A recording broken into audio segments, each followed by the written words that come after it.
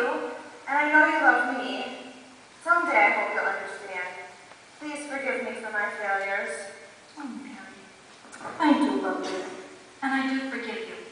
Come, let's join the rest of the disciples with this field. Crowds are not peaceful anymore. I've listened, and I've heard the questions. The crowds are asking the priests, is this some great prophet raised from the dead? I wish I could be sure of the Master as you are. We both saw him that day in the boat, calming the storm with just a word, and he healed with just a touch, a word.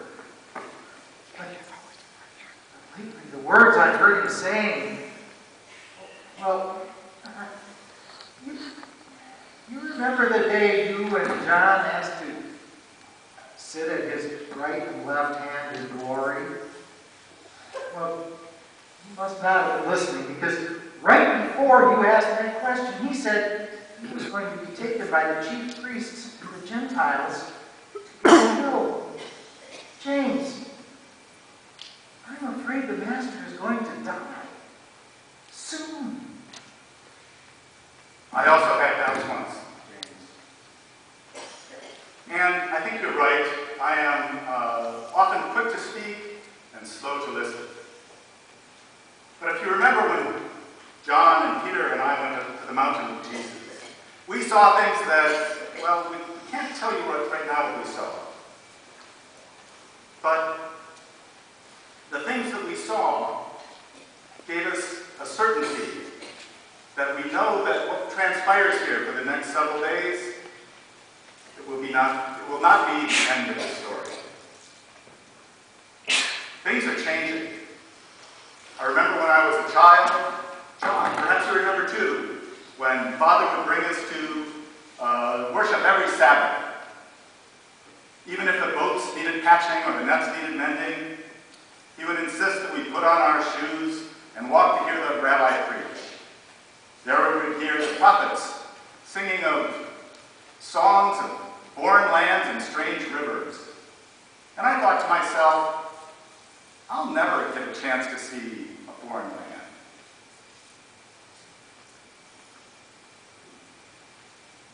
And then, 3 years ago, everything changed when we followed Jesus. He has led us many places where we've seen many things, miracles beyond our belief. And tonight, he has led us here to this room to prepare for the Passover celebration. James, this is more than just a Passover celebration. This is a preparation for a new life, a new beginning, and a new promise. Come, let's see what we can do to help.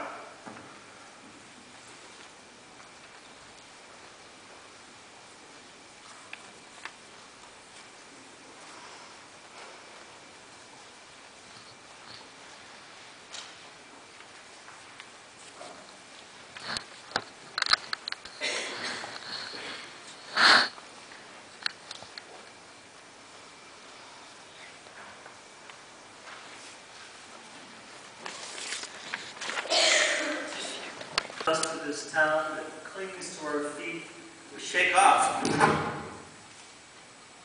Farewell to you, Lake District, full of scrub trees, small fish, hard hearts.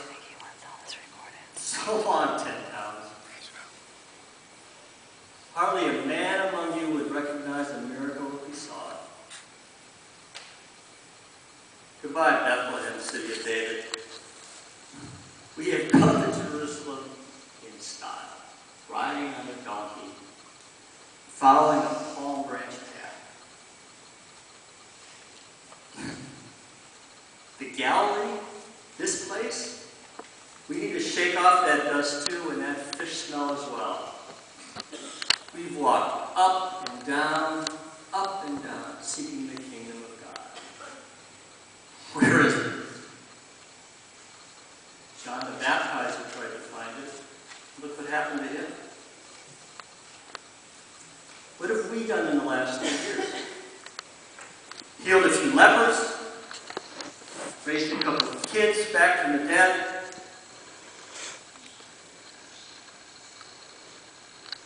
What about the time by the lake? Find a crazy man running around in the tomb, completely crazy from the heat, naked and yelling demon talk. Jesus commands the demons to leave. It's not a bad start. And sends them into a herd of pigs, and they jump off the cliff. Leaving the only crazy naked man to testify to a miracle. Not exactly the most reliable of witnesses. And now, the high priests are upset. They're mad, they want to kill us. What does this mean? What if Yahweh is turned against this prophet? Jeremiah foretold, I have forsaken my house, I have abandoned my heritage, and I have given the beloved of my heart unto the hands of my enemies. Have we been led astray? This prophet, this man, must be handed over to judgment. He must be delivered to the day of the Lord. I, Judas Iscariot, am going to make that happen. Come, gather round.